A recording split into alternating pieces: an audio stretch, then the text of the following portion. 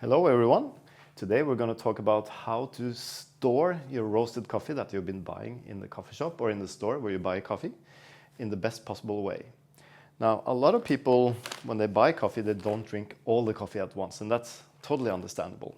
Personally, I normally keep one of these bags for about a week in my apartment before we drank all of it. So for me, storage is not really a big issue. But some people drink less coffee, or they might buy a lot of coffee because they really found the coffee that they loved and you want to store it for a while.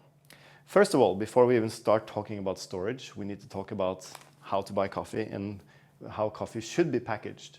If you buy coffee in a paper bag that is not sealed, the coffee is much more likely to oxidize fast and you will start to get rancid flavors quite fast. That's not maybe the best way to store coffee. So I always recommend trying to find coffee suppliers that seal coffee in a sealable bag. It can be made out of plastic or a metal container, but the container needs to be sealed. The best way is to seal it with nitrogen flushing, which there are more and more roasters doing, but some kind of inert gas to make sure there's less oxygen in the bag, because oxygen makes the coffee taste a little stale and rancid over time. The other thing you need to look for is obviously to have a lot of information about the coffee, because the more information, the more likely the coffee is going to taste good. But it's not always the case, of course. And of course, you need to look for the roast date and not the expiration date. And that's because roasted coffee is a fresh produce and you don't want to have a long expiration date on it, because it will not taste great for a year for sure. So roast date is much more relevant. So if you buy a coffee that was roasted today, for instance, I actually wouldn't drink it straight away, but make sure you keep it in a sealed bag, let it rest on your kitchen counter or something for about a week minimum, and then you can start to grind and brew the coffee for optimal flavor.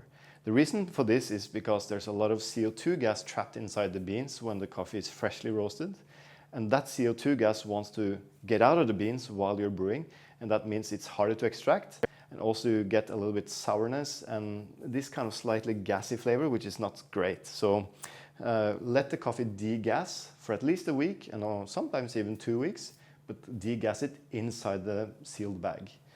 It doesn't help to open the bag, and it won't degas faster. The only thing that will happen is that it will oxidize faster. And this is because there's no pressure inside a bag like this to keep the CO2 gas from evaporating from the beans. So there is pressure inside the beans, it wants to push the CO2 gas out, and as long as there is no pressure coming from the outside, the coffee will degas. If you have a metal tin, there might be, for instance, Illy, they have a pressurized packaging system where degassing stops. So that way you have to open the box and then let the coffee degas a little bit. Now, once you bought the coffee and let it degas, and you open the bag, make sure to seal it as soon as possible and squeeze out the air. I personally don't like to squeeze out the air if the bag is sealed, and that's because there's a one-way valve on this bag that is very much depending on some kind of internal pressure to keep the valve shut. If you squeeze out all the air at once, the valve will not function properly and you might get oxygen coming into the bag, and you don't want that. So once you kind of open the bag, it's a race against the staleness. So either you have to consume the coffee as fast as possible, and if you don't, make sure the coffee is inside the bag, seal it, squeeze out the air, and you can put it in the freezer if you want. If you put it in the freezer, the coffee will stay fresh for a much longer time, and it's okay to take out small portions at a time, and you can even grind the coffee when it's frozen. It's actually a little bit better for uniformity when you grind. So if you want to keep the coffee for a long time, let's say 2 to 3 weeks, I highly recommend putting it in the freezer.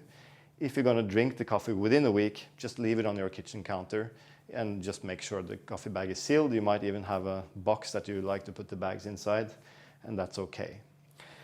What to look for is to keep the coffee away from heat, because the heat will accelerate the degassing and also staling the coffee. And so keep it out of sunlight, keep it away from hot places. And you don't want to put an open bag next to chopped onions and stuff like that inside the fridge, because that might give it a little unpleasant flavor of onion. Once you've ground the coffee, make sure to brew it as soon as possible, because the staleness or the coffee will become stale much faster once it's ground, because it's much smaller particles, much more surface area for the oxygen to oxidize the fatty oils or the lipids and oils inside the coffee. That makes the coffee taste very rancid. And also the aromatics, which you are smelling when you grind coffee, it smells wonderful. Those are evaporating a little bit.